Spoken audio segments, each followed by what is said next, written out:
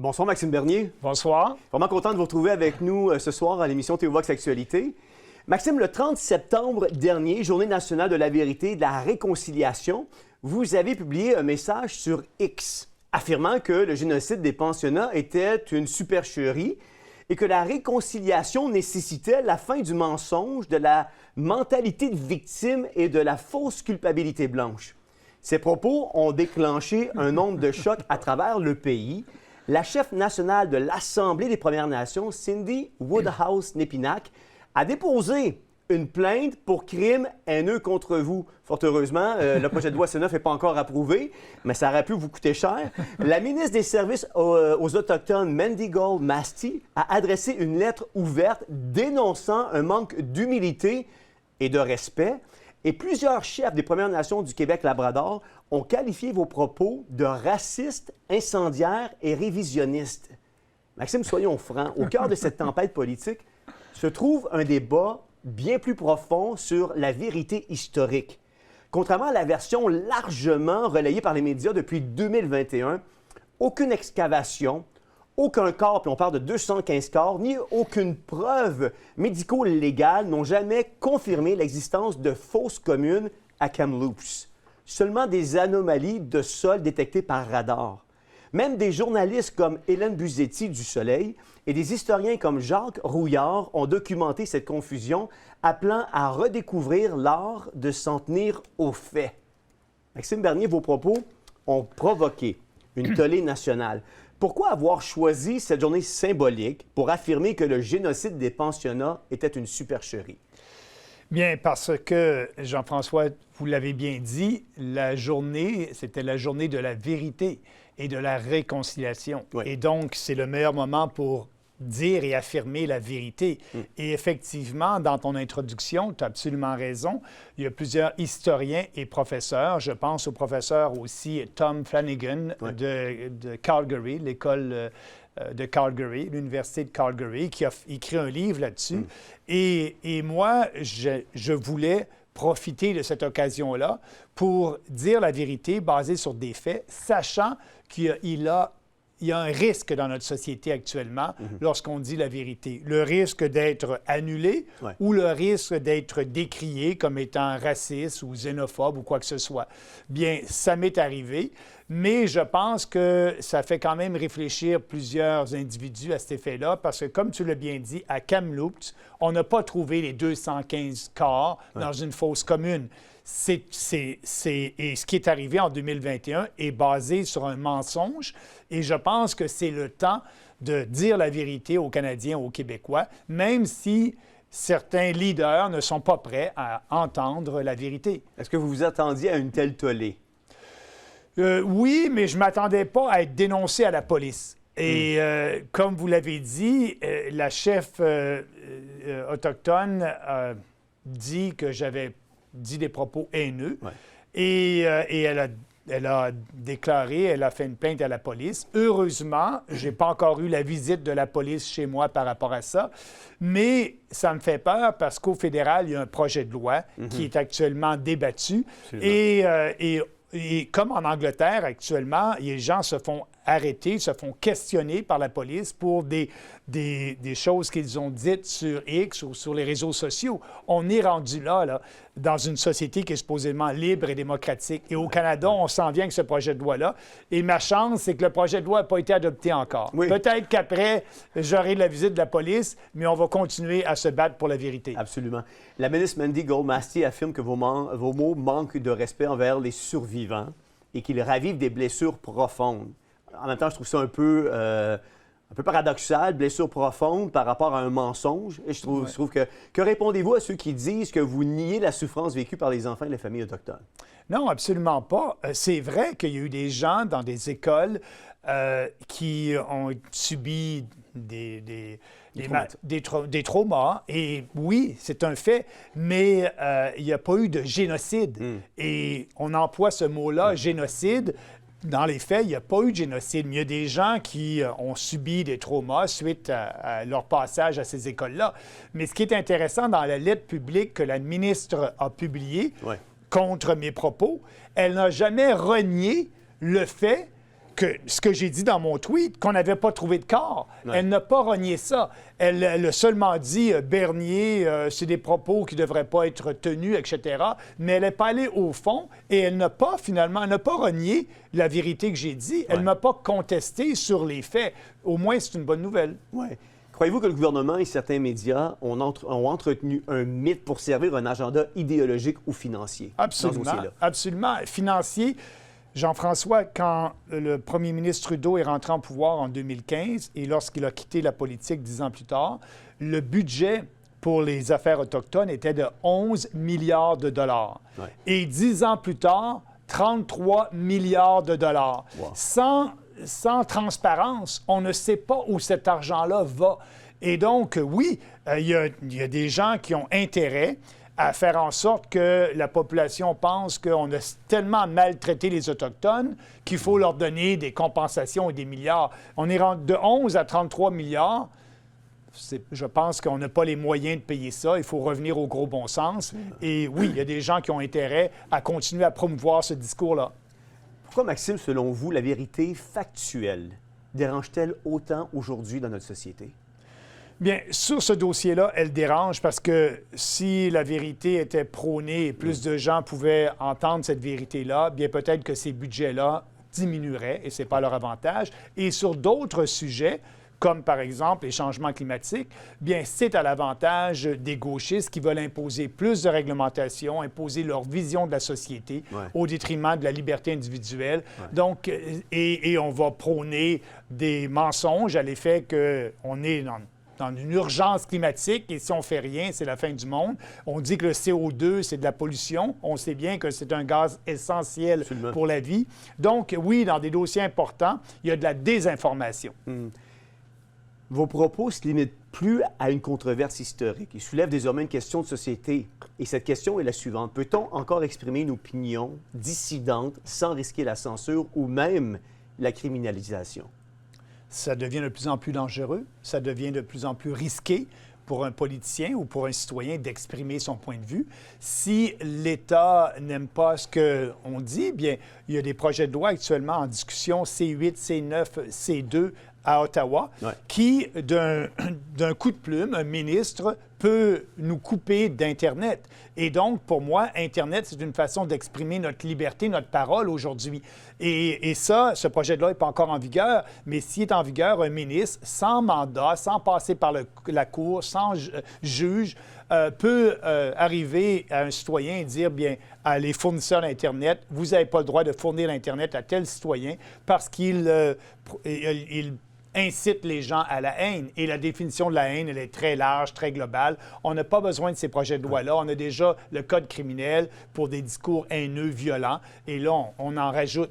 Donc, oui, la liberté d'expression est en danger. Et oui, un gouvernement peut censurer et essayer d'éliminer ses opposants politiques en leur coupant la liberté de parole et l'accès sur Internet. Ouais. On vous connaît, Maxime. Vous avez des politiques qui vont vraisemblablement à contresens du narratif qui est dominant. Si un tel projet de loi, on revient au projet de loi, puis on reviendra après ça là, avec ce qui s'est passé avec justement cette journée-là où vous avez déclaré ce que vous avez déclaré. Si un tel projet de loi, comme par exemple le projet de loi C9 passait, est-ce que ça voudrait dire que pour des politiciens comme vous qui ramaient à contre-courant d'un narratif dominant, ça serait terminé, il n'y aurait plus d'opportunité à voir le jour où le PPC, par exemple, pourrait aspirer à être un gouvernement prédominant parce qu'on l'éteindrait avant même de le mettre au pouvoir? Oui, il y a un risque, absolument. Le projet de loi n'est pas en vigueur, mais on le voit, là, on nous ignore, les médias traditionnels nous ignorent.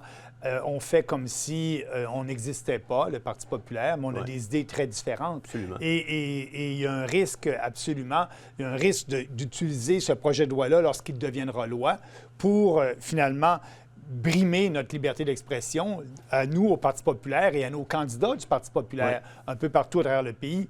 il y a un risque pour la démocratie, parce que pour moi, une démocratie, c'est des débats d'idées, mais on ne veut pas débattre nos opposants. Et je crois que ces gens-là au pouvoir savent que lorsqu'on dit la vérité basée sur les faits, qui est un gros bon sens, bien, plus qu'on aura de visibilité, plus qu'on aura la chance d'être entendu, plus que le Parti populaire va croître rapidement, et nos opposants politiques ne souhaitent pas ça, et risquent d'utiliser des projets de loi ou des lois qui vont peut-être entrer en vigueur cet automne pour brimer notre liberté d'expression. Ouais. Vous aviez répliqué en traitant la chef de petite despote typique et en accusant le gouvernement de vouloir imposer la censure. Vos propos ont frappé fort. Est-ce qu'on peut encore défendre la liberté d'expression sans être accusé de provocation? Ou est-ce que la censure est devenue la nouvelle norme politique au Canada? Bien, je crois que la censure et la désinformation par rapport à nos propos est devenue la norme au Canada. Et on parle de censure, on parle d'annulation. Moi, un despote agit comme ça. Ouais. On ne veut pas avoir ses opposants et donc on fait affaire avec la police pour taire nos opposants ou pour faire en sorte que nos opposants aient moins de courage de parler de leurs idées. Ouais. Parce que lorsqu'on a la visite de la police, ça peut créer... Ben oui, c'est un... Figure d'autorité. Puis... L'autorité est là, puis là, on nous dit « soyez calme », parce qu'on voit en Angleterre qu'est-ce qui se passe. Il y a des gens qui vont en prison parce qu'ils ont exprimé des propos. Ouais. C'est pas le cas au Canada présentement, mais si ces projets de loi-là sont en vigueur, c'est la perte pour nous pas pour moi en tant que chef d'un parti politique, mais pour nos supporters ou pour nos gens, ils vont peut-être penser 2 fois avant d'exprimer leur opinion. Craignez-vous qu'on se rende jusque-là? Bien, je souhaite que le gros bon sens prime avant qu'on se rende jusque-là. Je ne sais pas qu'est-ce que l'opposition à Ottawa, comment Poilievre et les conservateurs... On ne l'a pas vu sortir. Non, et je connais bien Pierre Poilievre. Ce qu'il fait actuellement, il fait des sondages pour voir quelle position il va prendre. Et après ça, il va faire des focus group pour savoir quel slogan utiliser. Et d'après moi, d'ici 2-3 semaines, il va sortir par rapport à ces projets de loi-là. Mais on va rendu ailleurs dans l'actualité. Il va sortir en retard. Ben oui. Et en tout cas, j'ai hâte de voir. Mais nous, on s'oppose farouchement à ces projets-là. Et plus on en parle, bien plus on risque d'informer la population et de soulever la population pour qu'elle parle à leurs politiciens et les élus de prendre une position en faveur de la liberté. Qu'est-ce qu'on doit faire, Maxime Bernier, pour redonner au débat public sa liberté puis sa rigueur? On doit faire en sorte de faire bien des changements à Ottawa en ce qui concerne, premièrement, notre Charte des droits et libertés. Elle existe, elle est là, mais comme on l'a vu durant la COVID, l'hystérie COVID, notre Charte ne nous a pas protégés. Ce qu'il faut faire, je pense, c'est qu'il faut passer des projets de loi qui vont confirmer cette liberté d'expression-là en utilisant la clause non-obstant, parce que souvent les juges vont dire « Ah, bien écoutez, là, on peut se permettre de réécrire la loi que les politiciens ont faite pour telle et telle raison. » Mais lorsqu'on prend la clause non-obstant, ça veut dire non-obstant ce que la Cour suprême pense ou telle cour, cette loi-là est en vigueur telle quelle pendant 5 ans. Moi, je pense qu'il faut réaffirmer nos valeurs fondamentales dans un projet de loi et utiliser cette clause-là pour que les tribunaux comprennent que les gens qui décident, c'est les élus et non pas les tribunaux actuellement réécrivent les lois des élus à leur convenance et interprètent notre Constitution en faisant en sorte de dire que notre Constitution évolue. Non, la Constitution canadienne n'évolue pas, elle a été bien écrite et il faut l'interpréter par rapport à ce qui est écrit dans le texte et non pas en rajouter et faire en sorte de sortir tout ce qui est important dans notre Constitution en ce qui concerne nos droits et libertés, c'est-à-dire la Charte des droits et libertés qui a été vraiment pas utile durant la COVID parce que les tribunaux ont jugé autrement, n'ont pas voulu juger sur la Charte canadienne des droits. Il faut revenir à nos valeurs fondamentales. Mais encore faut-il être majoritaire pour pouvoir se prémunir de la clause non-obstant. Oui, absolument. Ouais. Mais cette clause-là, les gens l'interprètent un peu. Ah, moi, je pense que c'est la clause qui met la priorité de la démocratie, la priorité parlementaire avant la priorité des juges. Les élus sont élus sur une plateforme et s'ils ne respectent pas leur plateforme ou quoi que ce soit, bien, ils peuvent, dans la prochaine élection, perdre leur emploi. Mais les juges, ils sont nommés à vie. Et donc, les élus, il faut revenir à notre système parlementaire de base et donner plus de pouvoir aux élus. Oui. Après la liberté de parole, j'aimerais parler avec vous ce soir de liberté économique. Maxime, vous soutenez qu'une réinitialisation monétaire est en marche et que le Canada n'y est pas préparé. J'aimerais rentrer dans le vif du sujet. Or, argent, dédollarisation.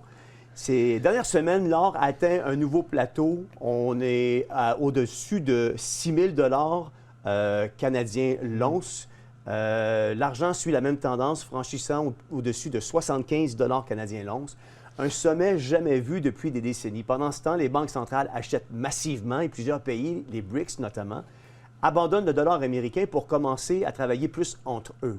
Pendant ce temps, le Canada est l'un des pays du G20 à n'avoir plus une once d'or dans ses coffres. Pourtant, en 1965, nous en détenions plus de 1000 tonnes. Si on les avait conservées, elles vaudraient aujourd'hui plus de 130 milliards de dollars américains, soit davantage que la totalité de nos réserves actuelles. Ouais. Maxime, vous l'avez dit lors de votre conférence que vous avez donnée à Vancouver, une réinitialisation monétaire approche et le Canada n'est pas prêt. Depuis la fin de l'étalon d'or en 1971, les États impriment de la monnaie sans limite. Vous dites que ce système touche à sa fin, que le monde revient doucement des valeurs réelles, l'or et l'argent.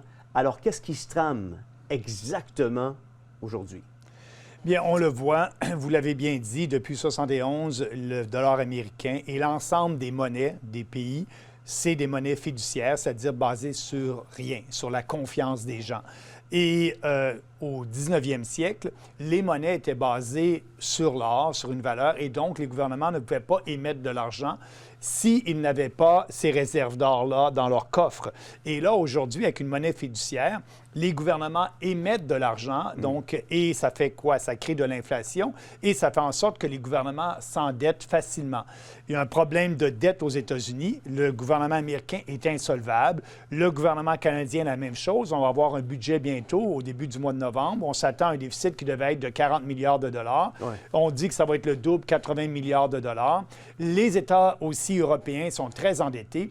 Et là, bien, pourquoi l'or et l'argent progressent et augmentent et dans les marchés actuellement, c'est parce qu'on la perte de confiance dans ces gouvernements-là très endettés et aussi le dollar américain qui est la base, la base pour les relations commerciales entre pays et aussi pour acheter, que ce soit le gaz naturel, que ce soit le pétrole. Ces transactions-là se font en dollars américains.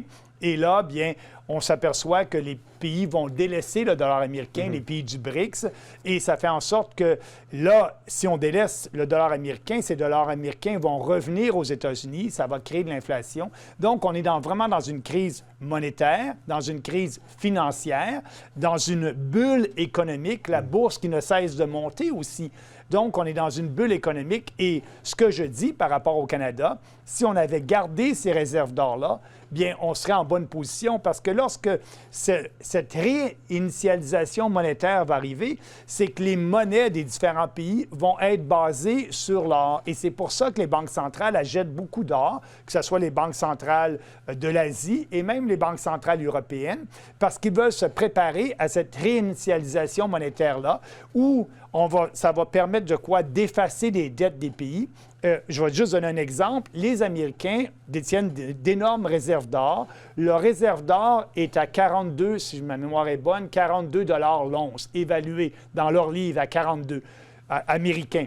Et là, aujourd'hui, l'or est à 4 200 $ l'once américain. Ouais. Donc, pour eux, s'ils réévaluent leur réserve d'or au prix du marché, bien, ils vont avoir sur papier un bénéfice, une bonne différence. Et ce bénéfice-là va permettre à leur banque centrale d'imprimer cet argent-là pour racheter leurs dettes et diminuer leurs dettes. Donc, ce que le marché s'aperçoit, c'est que peut-être dans 1 an ou 2 ans, les Américains vont réévaluer leurs réserves d'or. Ça s'est déjà fait dans d'autres pays, au prix du marché. Et pour les Américains, c'est mieux que l'or continue à monter parce que plus que l'or est élevé de l'or de l'once, jusqu'à 10 000 $ l'once ou 15 000 $ l'once américain, bien, ça va leur donner un plus grand gain sur papier pour effacer leurs dettes. Mais qu'est-ce que ça va faire dans les faits pour les gens?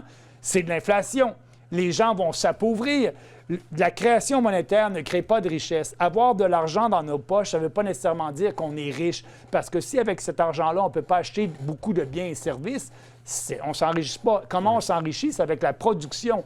Produire des biens et services, un pays va s'enrichir. Donc, pour répondre à la question, on est dans des moments crucial actuellement et cette réinitialisation monétaire se passe sous nos yeux présentement. Ouais. Et c'est pour ça que l'or et l'argent augmentent et d'après moi vont continuer d'augmenter dans ces prochaines années. Mais là, juste pour que les gens comprennent, elle augmente à une vitesse incroyable. Incroyable. On parle pratiquement d'une centaine de dollars présentement par jour au niveau de l'or. Oui. Puis tu as 25-30 dollars par jour pour l'argent, là, ou peut-être une dizaine de dollars pour l'argent. C'est quand même phénoménal.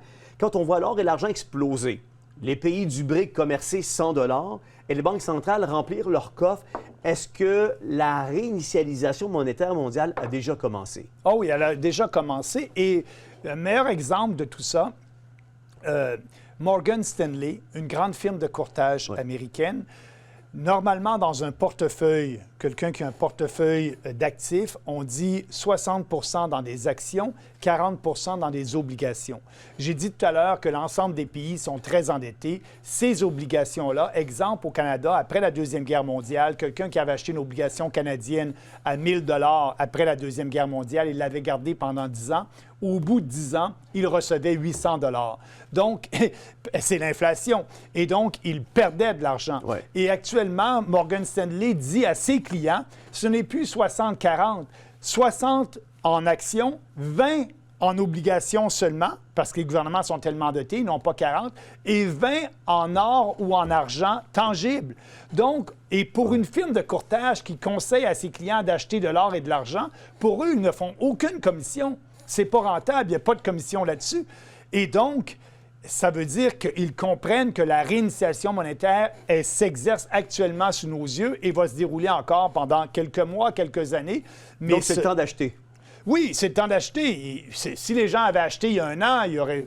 Des bénéfices extraordinaires. Oui, mais aujourd'hui, exemple, dans le discours que j'ai prononcé, je disais que l'once d'or à l'époque était à 3 300 $ US l'once. Ça, c'est à la fin du mois d'août.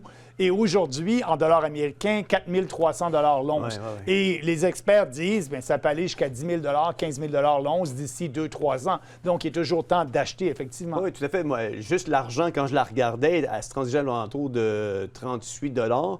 Maintenant, aujourd'hui, on est à plus de 50 $ dans un court laps de temps. Qu'est-ce que ça nous dit, tout ce qui se passe avec les métaux précieux, sur l'état réel de l'économie mondiale? Bien, ça nous dit beaucoup sur l'état réel de l'économie américaine.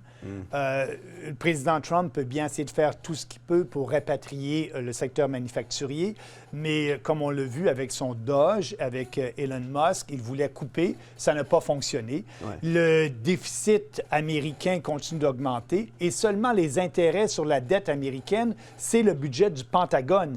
Donc, les Américains actuellement, économiquement, ça va mal. Certains disent déjà en récession ou en stagflation, c'est-à-dire récession et inflation. Et donc, en plus, leur dollar qui n'est plus la base des transactions internationales, comme on dit, les BRICS et les autres monnaies, ils essaient de faire des transactions, les autres pays, dans leur monnaie nationale. Donc, on veut se débarrasser. Et ça, les Américains n'ont seulement eux à plaindre. Ils ont fait en sorte que le dollar américain soit rejeté par différents pays, surtout avec les sanctions qu'ils ont faites contre la Russie et les autres pays.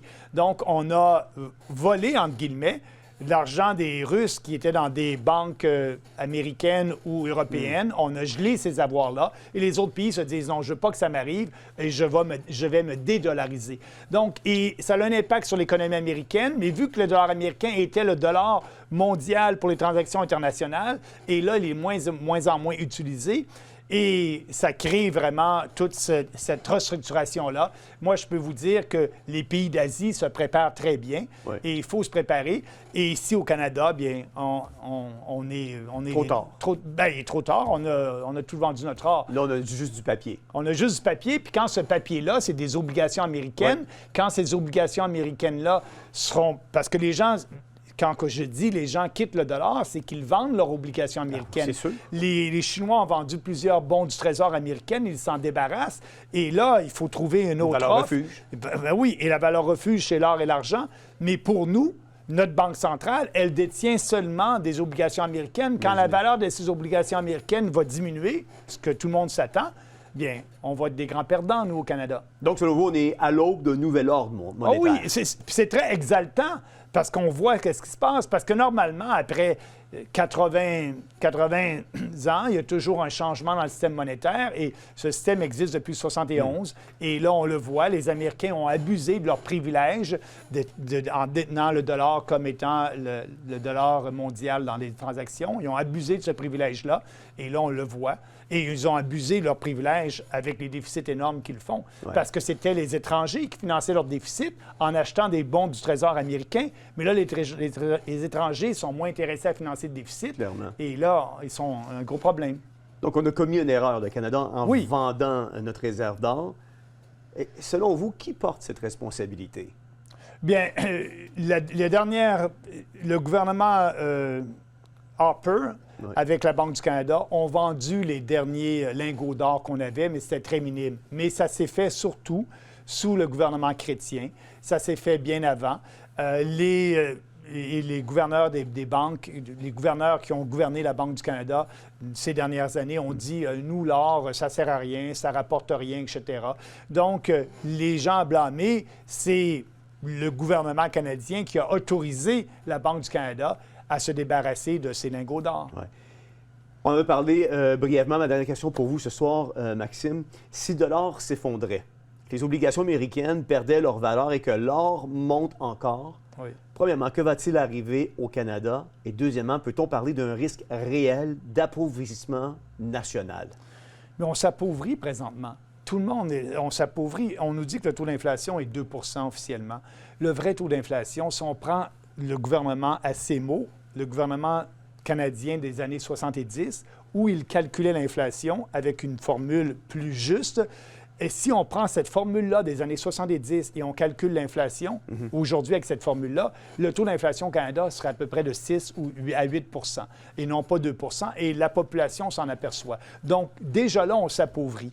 Et qu'est-ce qu'on doit faire pour arrêter cet appauvrissement au Canada? Bien, c'est d'avoir un gouvernement responsable, premièrement, qui va faire les coupures nécessaires. À la dernière campagne, j'ai dit on peut couper 40 milliards de dollars en un an pour équilibrer le budget, et après ça, on baisse les taxes et les impôts. Mais il n'y a pas personne qui pense de faire des coupures draconiennes, c'est ce qu'il faut faire. Pourquoi? Parce qu'en faisant des coupures, on n'a pas besoin d'aller sur les marchés et émettre des bons d'obligation ou des bons du Trésor pour financer nos déficits. Donc, la Banque du Canada ne crée pas d'argent à partir de rien et donc ne crée pas d'inflation. Donc, être responsable fiscalement, donner un mandat à la Banque du Canada d'avoir un taux d'inflation cible de 0 et en même temps aussi de faire en sorte d'inciter les Canadiens à pouvoir épargner plus. Mais si on baisse les taxes et les impôts, il y aura de l'espace pour épargner. Mais aujourd'hui, ce n'est pas le cas. Qu'est-ce que le Canada va faire, selon moi, pour s'en sortir? La Banque du Canada qui n'a pas de réserve. Une solution. Au moins au Canada, on a des bonnes nouvelles. On a beaucoup de minerais, de mines d'or au Canada. Et donc, le gouvernement du Canada pourrait nationaliser ces mines d'or-là pour essayer d'avoir justement des lingots d'or qu'on n'a pas. Mais une nationalisation, c'est pas ce qu'il y a de mieux à faire, mais c'est peut-être dans les plans du gouvernement. Si on est mal pris, on passe une loi et on nationalise ces mines d'or canadiennes et la production ira à 100 au gouvernement du Canada. Maxime, maintenant, vous constatez qu'on va dans le mur avec le système actuel. Oui. Vous êtes premier ministre demain. Oui. Revisiteriez-vous le système monétaire de banque centrale tel qu'il est établi aujourd'hui à travers le monde? Est-ce que ce serait quelque chose que vous revisiteriez pour peut-être partir sur une nouvelle... Oui. Et comme je l'ai déjà dit avant, on ne peut pas le faire seul. Parce que si le Canada décide de fixer sa monnaie sur l'étalon or, bien la monnaie canadienne va avoir beaucoup de valeur. Ça va nuire à nos exportations. Nos exportations vont coûter plus cher pour les autres pays. Il faut prôner ce changement-là à l'échelle internationale. Et la beauté actuellement, c'est ce que je dis depuis tantôt, ce changement-là arrive à l'échelle internationale. Il faut juste que le Canada soit prêt.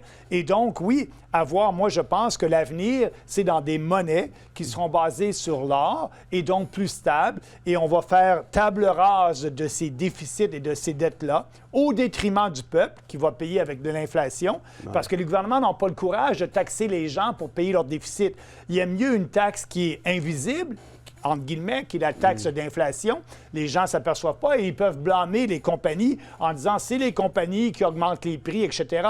Mais l'inflation, c'est toujours une question monétaire. C'est que la Banque du Canada a créé de l'argent à partir de rien. Parce que si on avait la même quantité de monnaie en circulation dans l'économie, puis un prix d'un bien augmenterait, bien le prix d'un autre bien devrait diminuer parce qu'on a la même quantité. Donc, il n'y aurait pas de taux général d'inflation.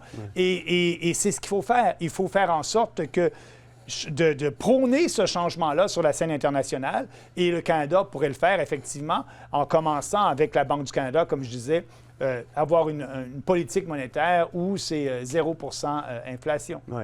Merci beaucoup d'avoir été avec nous ce soir, Maxime. Bien, ça me fait plaisir. C'est un sujet un peu complexe. Oui, mais je pense que vous l'avez bien vulgarisé. Le message, c'est que préparons-nous et essayons de faire en sorte que ces changements-là ne nous affectent pas le moins possible négativement.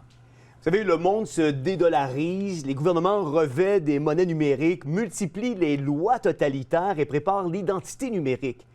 Tout indique qu'on entre dans une ère où la liberté s'échange au prix du contrôle.